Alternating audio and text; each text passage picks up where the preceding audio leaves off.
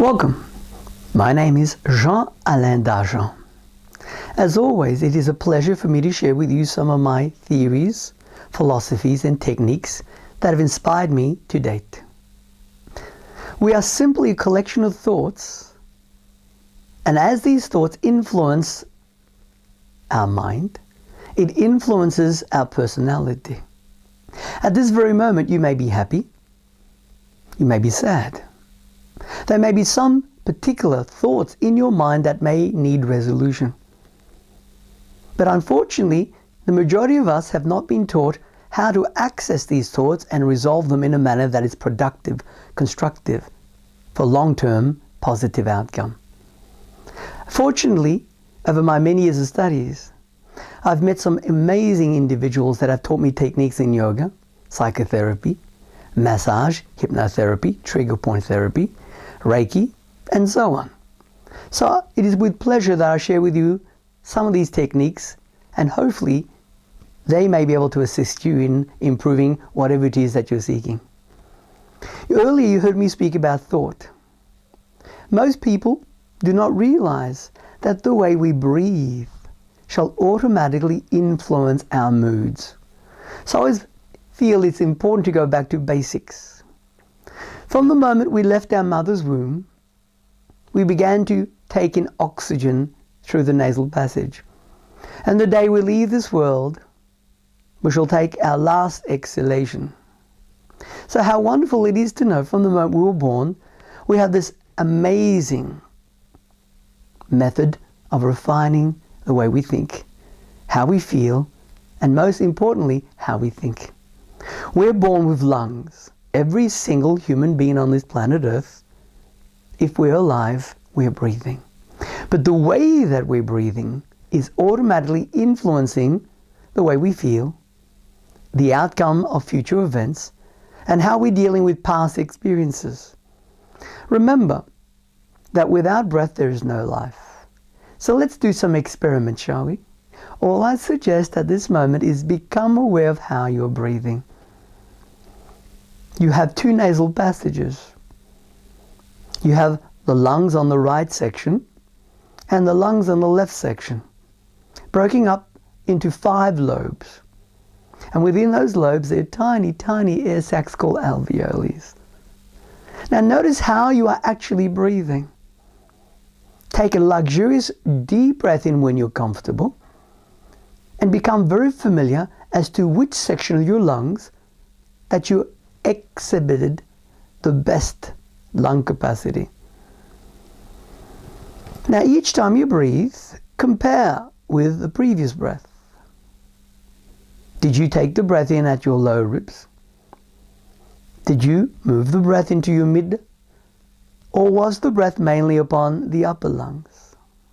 Now if we were to look at the body from an anatomic perspective, we would notice that the average human being has 12 ribs, of which 7 attached to a bone called the sternum bone. The other 5 ribs are not attached directly to the sternum bone, purposely. Nature made sure that we have 2 methods of breathing. One is the ribs that attach to the sternum bone dominates, or the ribs that are not attached directly to the sternum bone dominates. The upper ribs anatomically called true ribs. The lower ribs are called false ribs. Now if we are breathing towards the true ribs, upper ribs, most likely we're not drawing in enough oxygen to clear the mind of stresses. But if we're breathing correctly at the lower ribs, known as diaphragmatic breathing, most likely we're getting rid of far more carbon dioxide and pollution, and in turn we're drawing in more oxygen, which means that our minds can think far clearer and to bring about greater resolution to those issues that plague most of our lives. So let's begin to notice the ribs. If you're comfortable to work with me, let's do an experiment.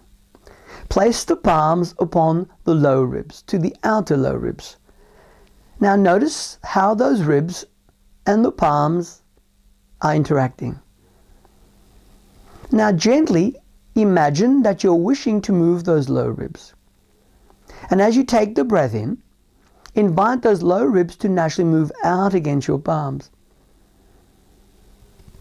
Now if you can hear yourself breathing, it simply means that we want to slow the breathing down to the point where you cannot hear yourself breathing, making sure that you're breathing through the nose.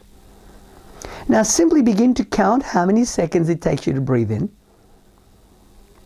Then when you feel comfortable, as you exhale, simply count.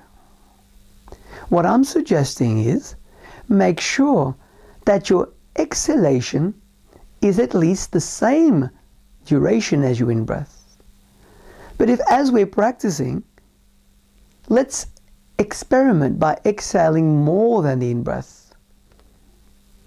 When you feel comfortable, whatever counts that you started with, begin to experiment and add one count to the next breath. Meaning if you inhaled at the count of 5 and you exhaled at the count of 5, the next breath you add in the count of 6. And as you add in the count of 6 for the in-breath, you exhale to the count of 7. Now remember, as you breathe, you are automatically influencing the way you think. We're aiming to improve lung activity, meaning we wish the lungs to work far more efficiently than they would normally as we're practicing to ventilate the lungs.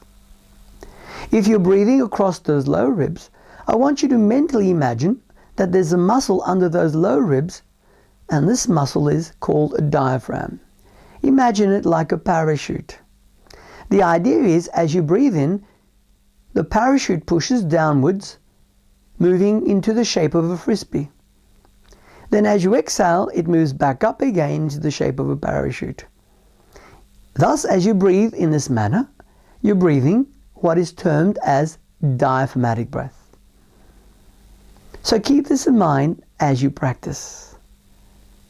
And as you practice, allow it to become so natural that throughout the day, when you check yourself breathing, making sure that those low ribs are moving with ease, and once in a while, accentuate the lung capacity. Thus, you are exercising the lungs to breathe far more efficiently. Diaphragmatic breathing.